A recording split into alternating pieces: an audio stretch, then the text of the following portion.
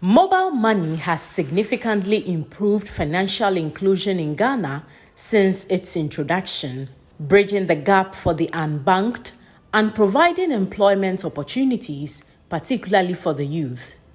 According to the Bank of Ghana's summary of the economic and financial outlook for the first 4 months of the year 2024, the total value of mobile money transactions reached 779.1 billion Ghana cedis, representing a 41.55% year-on-year growth.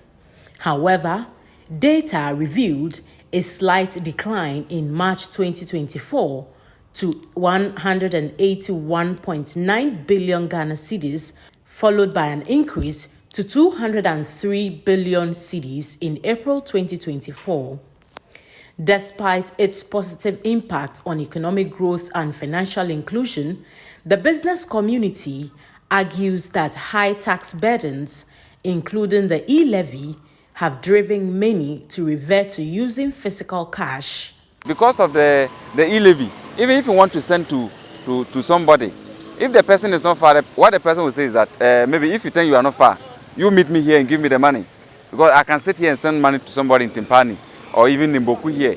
But imagine sending money up to 50,000 or a huge money. Then either you go to the station and get a colleague or a friend who is going to maybe Boku or Bolga, then you give the money to the person, or you go to the bank. The Chief Executive Officer of the Ghana Chamber of Telecommunications, Engineer Dr. Kenneth Ashigbe, noted that although the levy was reduced to 1%, the sector is experiencing only nominal growth. He expressed hope that the levy would be scrapped. I'm hopeful that come January 2025, whether it is Vice President Bawumia or his ex-president John Mahama who are president, E-Levy will not be a thing, that will be a thing of the past. And then in the process, we should be able to then grow our financial inclusion, push our digitalization strategy, get a lot more of the adoption of using digital channels for payment. And then you would be able to, in the process, get a lot more businesses to use it. And then GRA would also have a lot more visibility, and then they can go after the corporate income taxes. Visits to mobile money agents and traders in Boku in the Upper East region and Accra's Central Market revealed that transactions are gradually decreasing as traders resort to alternative methods for sending money. They receive, but not like those days. It has reduced. Some people don't have options, but those that have options, they go to the bank to do their transactions. And some people don't have transactions. The few that don't have options, they come to deposit.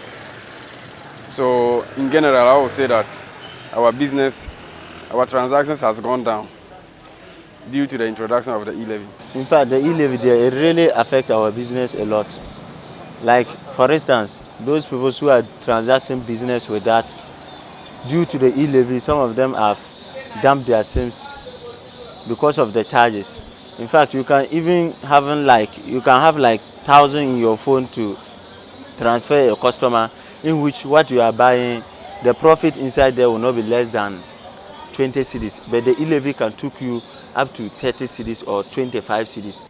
Consumer activist and digital expert Samuel Dowona told GHOneNews that abolishing the E-Levy would promote the cashless agenda and enhance financial inclusion. A lot of businesses have stopped making transfers. They've gone back to checks. The very paper thing that we say we are moving in because of which we want to do digitization. Now a lot of people are going back to checks, because if I issue a check, I'm not going to be paying any 20,000. Imagine a business paying maybe a staff about 1,500 or 2,000. 20,000 is going to pay 10 people's salary, and you say we should use that to pay tax for just one transfer.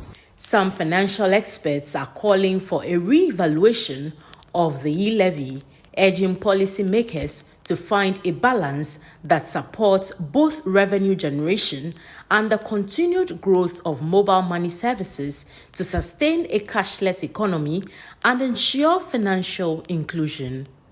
Reporting for GHOne and Starr News, Rosemond, Akuorkor, Adjetey.